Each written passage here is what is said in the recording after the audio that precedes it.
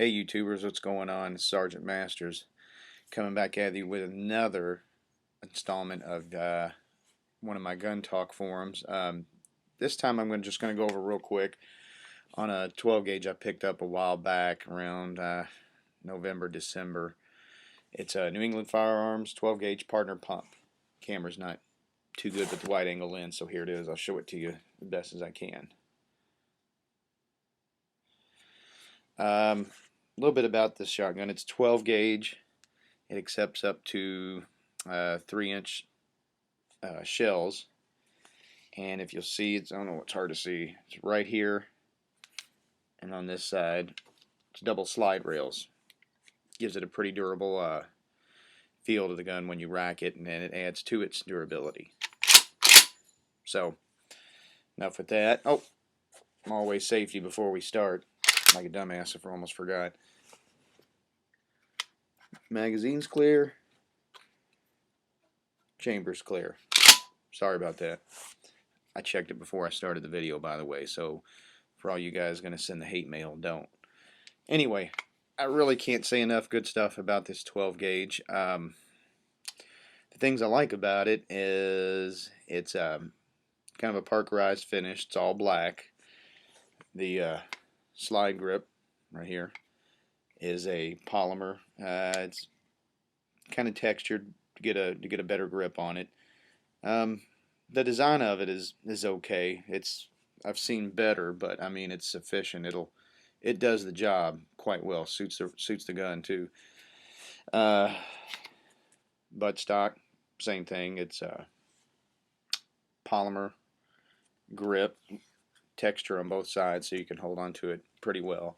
Sometimes I have a little bit of trouble holding on to this 12 gauge because it's, I don't know, just something about with the broomstock handle right here just fits my grip kind of weird, or maybe I'm just weird, I don't know. Anyway, other than that, it's fine for what it comes with, standard.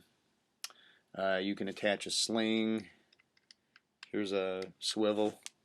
Here's a swivel down there, which is probably the only thing I'm going to be doing to this 12 gauge. There's not a whole lot that you really need to do to this if you didn't want to. Some of the other features that I've noticed about it, if you notice right here, it's hard to see, but there are 3 little set screws, and that means it's already pre-tapped, so you can install optics like a dot sight, or if you're shooting slugs, a scope on it, something like that. But other than that, the standard sight is just a small brass bead standard sight.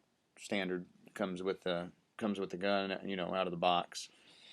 I thought about adding a +2 extension on the end, but when I was doing my homework on this, I read that there are some divots or nipples or some shit on the inside here. When you unscrew the magazine on the end, you have to machine out some of these divots to properly install a +2 extender, and the more I thought about it, the more I thought that it's probably not worth the trouble. So as it is, this is just for home defense.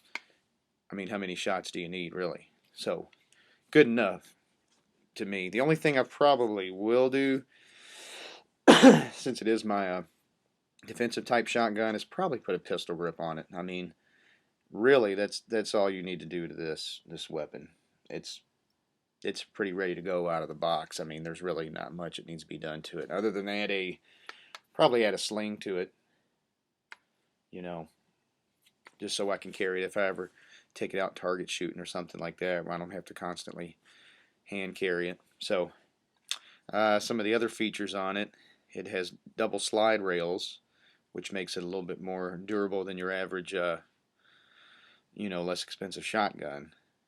I've never heard much about that, but like I said, all the research I did on it was telling me, you know, the double slide rails are the good feature on it. It gives it more durability, blah blah blah.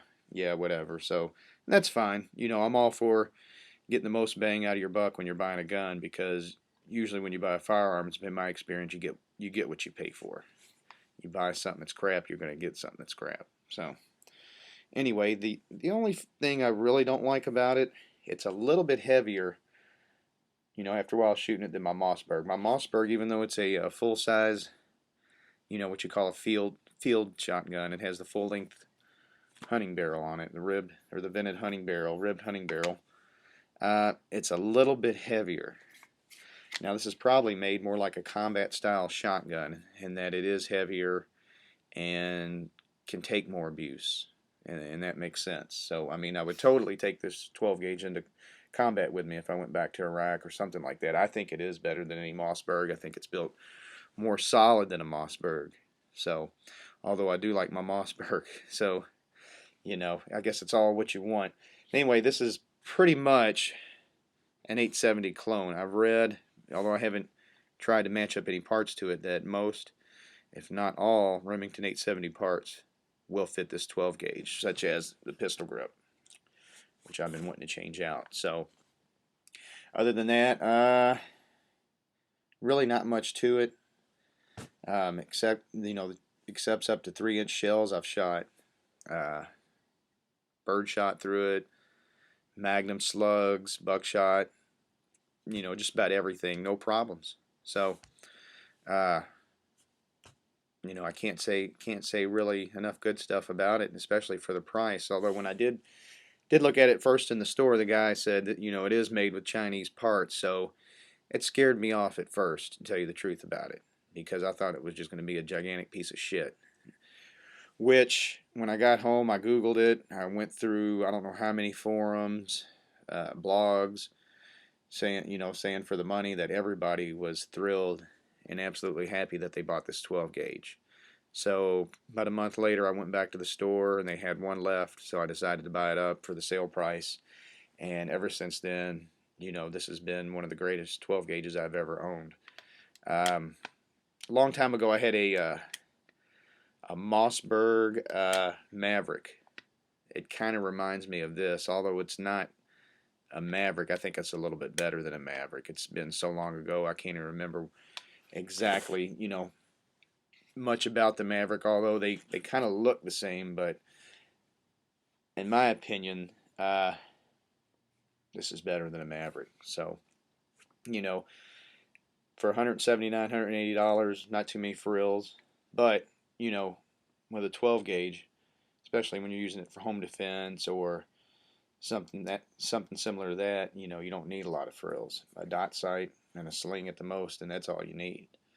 So if you like the video, just let me know, and if I can put anything else on here for you, or if you want me to review anything else or any suggestions, that'd be cool too. See ya.